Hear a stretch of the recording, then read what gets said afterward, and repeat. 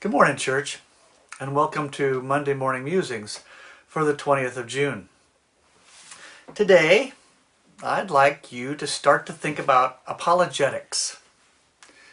Now, despite the name, apologetics is not the process of saying I'm sorry. Apologetics is the process of defending a belief system. Christian apologetics is an attempt to give reasons for a belief in God, to prove God. You see, it's important to human beings to have evidence for our beliefs, to feel that our convictions have a rational foundation. It generally isn't enough for us to say, I just believe. No reason, I just do.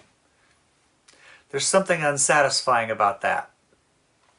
So over the centuries, many interesting attempts have been made to prove the existence of God, to give a logical, consistent basis for a belief in the divine.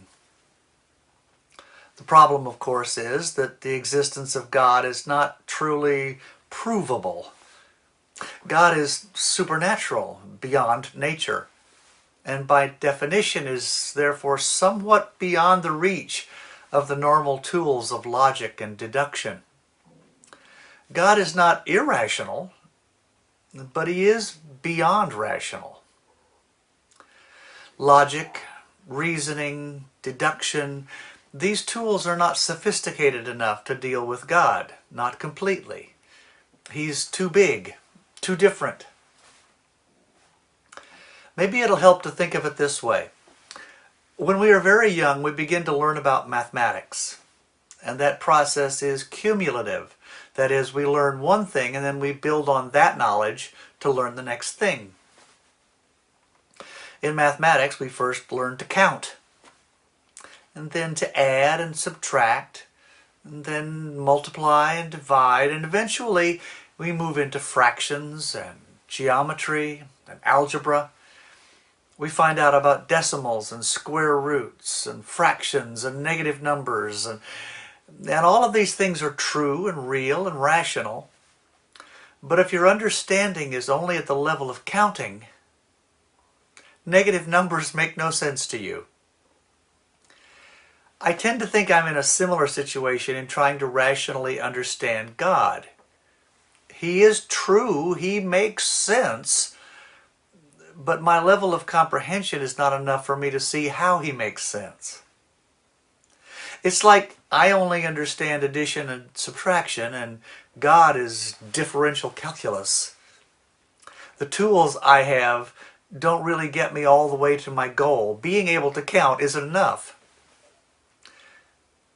Actually, it's worse than that.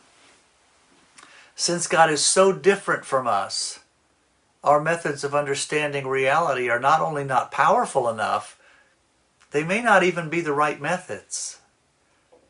Maybe it's not so much like trying to understand advanced math when you only have the tools of elementary math. Maybe it's more like trying to use elementary math to understand psychology or history or chemistry. The tools don't have anything to grab onto. I'll put it this way. You can't brush your teeth with a hammer. It's the wrong tool for the job. And in many ways, logic is the wrong tool for the task of understanding God. Now, does that mean we can never understand God at all? Is there no point in even trying? We'll get into that next time. In the meantime, God bless you all.